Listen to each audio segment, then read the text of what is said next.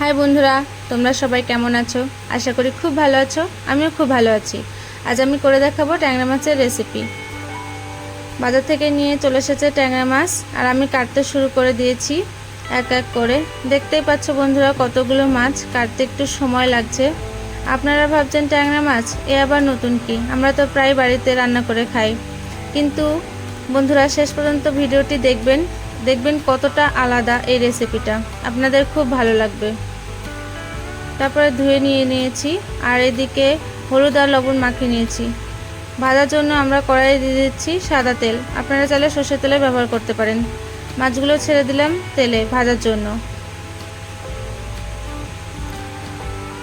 তারপর মশলার জন্য নিয়েছি লঙ্কা, আদা, জিরে,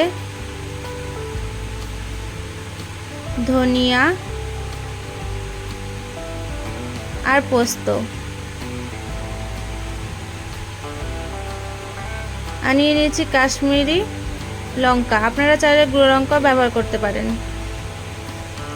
এদিকে মাছ ভাজা হয়ে গেছে এক দিকটা, আর আর দিকটা উল্টে দিলাম ভালোভাবে ভাজা হওয়ার জন্য।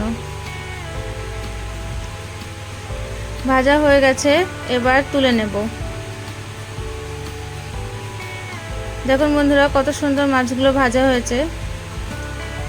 আর গরম গরম মাছ ভাজা খেতে সত্যিই খুব ভালো লাগে, তাই ও একটা নিয়ে নিয়েছে।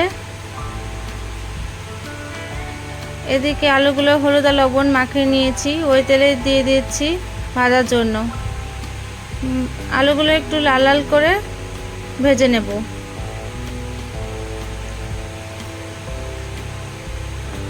ভাজা হয়ে গেছে, এবার আলুগুলো তুলে নিচ্ছি।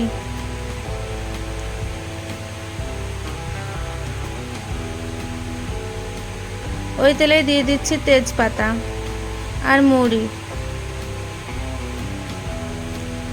দুটো শুকনো লঙ্কা। তারপর বাটা মশলাগুলো দিয়ে দিচ্ছি তেলে। দিয়ে দিলাম টমেটো একটা, হলুদ দিয়ে দিলাম, তারপর দিয়ে দিচ্ছি লবণ। মশলাগুলো খুব ভালোভাবে নেড়ে নেব। মশলাগুলো একটু সময় ধরে ভালোভাবে কষিয়ে নেব। মশলাগুলো ভালোভাবে নেড়ে চেড়ে কষিয়ে নিচ্ছি। দেখুন বন্ধুরা, তেল ছাড়া ছাড়া হয়ে আসছে। তেল ছাড়া ছাড়া হয়ে গেলে বুঝবেন মশলা হয়ে গেছে। এবার দিয়ে দিচ্ছি আলুগুলো দিয়েও কিছুক্ষণ আমরা কষিয়ে নেব। কিছুক্ষণ কষানোর পর দিয়ে দেব গরম জল।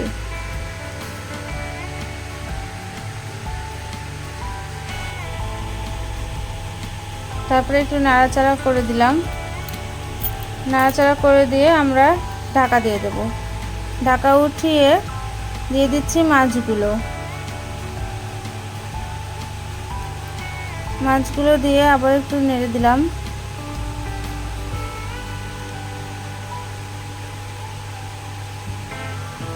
তারপর আবার একটু ঢাকা দেব।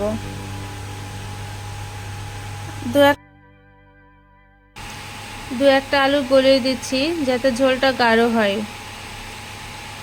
তারপর কিছুক্ষণ ফোটার পর দিয়ে দিচ্ছি মগজটা দেওয়ার পরও কিছুক্ষণ ফুটবে। তারপর দিয়ে দিচ্ছি জিরেগুলো দিয়ে একটু নেড়ে চেড়ে। দেখুন বন্ধুরা, আমার রান্না হয়ে গেছে। ভিডিওটি ভালো লাগলে অবশ্যই ভিডিওটি সাবস্ক্রাইব করবেন।